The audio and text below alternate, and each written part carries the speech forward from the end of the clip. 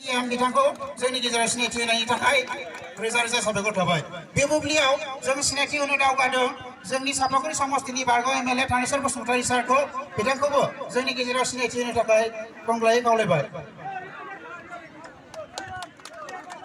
बे बुब्लियाव जाला डेभेलपमेन्ट ब्लकनि मानगोनां आइसि मन्टु बर' जाय बिथाङा बे टुर्नामेन्टनि गिबि बान्था बेनि प्राइज मानिखौ डनेट खालामदों। बिथांनिसिमबो जोङो गोरबोनिफ्राय सिबिनाय आरो साबायखर बावनायजों जोंनि बर'निखौ आजावनो थाखाय खावलायबाय साबायखर थाबाय।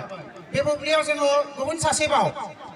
गुबुन सासेबाव जोंनि थुलुंगागिरि जों मददगिरि जोंसां ब्रह्म सासे मुंदांखा फावगिरि आरो मानास सेरफां एकाडेमिनि दैदेनगिरि बिथांखौ सिनायथि होनो थाखाय खावलायबाय। बिथाङाबो फुजि बसुमतारी मुंदांखा फावगिरि बिथांखौ गासै बिथिङै लाबोनायाव जों मदद होदों। बिथांनिसिमबो जोङो रोजा रोजा साबायखर बावगोन। बे बुब्लियाव जोङो सिनायथि होनो दावगादों जाय गेदेमा बिथांनि मुङै जोङो बे टुर्नामेन्टखौ होनाय जादोंमोन। बिथां मनरन्जन बसुमतारी बिथांनि आंगो बिसि जयश्री बसुमतारी मुसिमा जयश्री बसुमतारी बिथांखौ जोंनि गेजेराव सिनायथि होनो थाखाय खावलायबाय। सिनायथिखौ होनायनि थाखाय साबायखर थाबाय।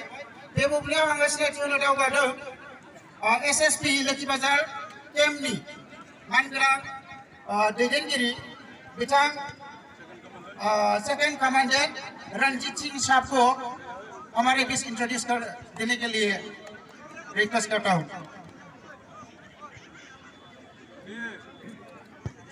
बे बुब्लियाव आङो सिनायथि होनो दावगादों सासे जोंनि गेजेरनिनो गोख्रों मावथि बिजु बरग'सारि बिथांखौबो जोंनि गेजेराव सिनायथि होनो थाखाय खावलायनाय जाबाय।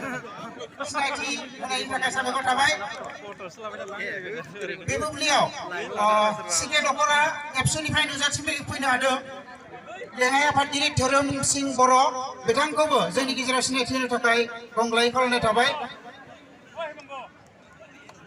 बे बुब्लियाव जोङो आरोबाव सिनायथि होनो दावगादों रावस्लायनाय आयदायाव साहित्य एकाडेमि बान्था मोननो हानाय आरो बर' थुनलाइ आफादनि बारग' नेहाथारि बिथां गबिन्द नार्जारी सारखौ जोंनि गेजेराव सिनायथि होनो थाखाय गंग्लायै खावलायबाय आरो जोंनिफ्राय आर'नाइजों बर'नाइखौ नाजावनो थाखाय खावलायबाय। बे बुब्लियाव जोङो सासे जोबोर गोख्रों समाज मावथि समाज सिबियारि उदां राजा औवारि बिथांखौ सिनायथि होनो थाखाय खावलायबाय। जों नुजाथिफैनायनि थाखाय जोङो गासैखौबो साबायखर बावनांगोन। थारैनो बिथांमोना जों हांख्रायनाय बायदि नुजाथिफैदों आरो बे बुब्लियाव जोङो सिनायथि होनो दावगादों सासेबाव समाज मावथि आगोमा ब्रह्म बिथांखौबो जोंनि गेजेराव सिनायथि होनो थाखाय खावलायबाय आरो बिथांनि उनाव जों सिनायथि होनो दावगागोन जोंनि कमला बाजार कमिटिनि मानगोनां आफादगिरि जाय कमिटिनि जोहै जोङो बे गासै टुर्नामेन्टखौ सामलायनायाव गोख्रोङै थुलुंगा आरो हेफाजाब मोनदों बिथां रामेश्वर दैमारि कमला बाजार कमिटिनि मानगोनां आफादगिरि बिथांखौबो जोंनि गेजेराव सिनायथि होनो थाखाय खावलायबाय।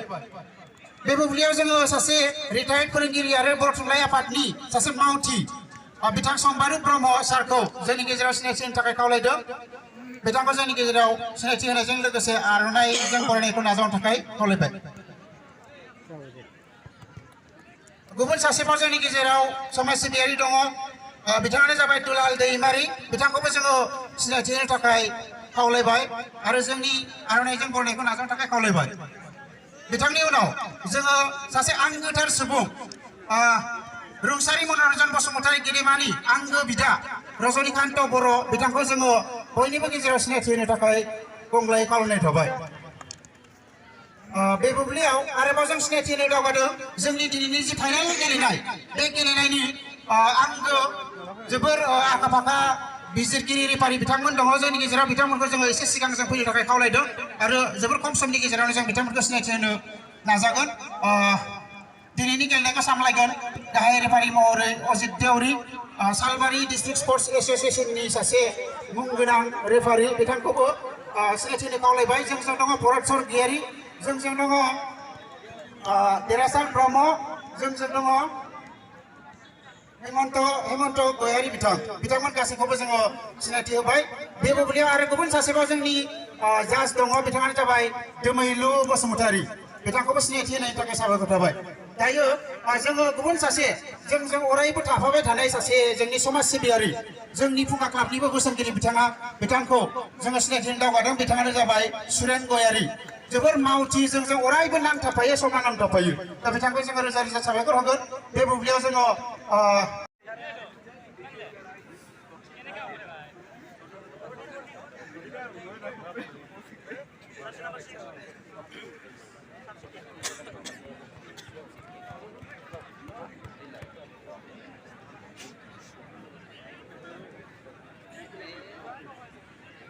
साहा फारसेजों गोसोम ड्रेसाव थानाया जाबाय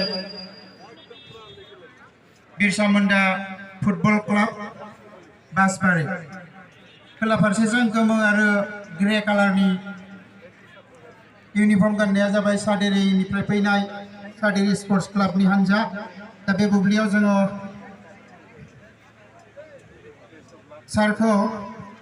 सारखौ जोलुरखौ जोनानै दिनै फाइनाल गेलेनायखौ जागायबाय होननानै फोसावनो थाखाय जों खावलायदों जोबोर साबायखर थाबाय सार दायो दिनैनि फाइनाल गेलेनाया जोङो जागायनो हासिगोन होननानै আছে হয়তো গ্ৰহণ কৰিবলৈ অনুৰোধ জনাইছোঁ আৰু সকলো টিমে আহিব পাৰে आरो बे बुब्लियावनो जोङो प्राइज मानि जि बान्था दङ रानार्स आपनि बेखौ बान्थाखौ होनो थाखाय बर'नि मुंदांखा फेस्ला फावखुंगुर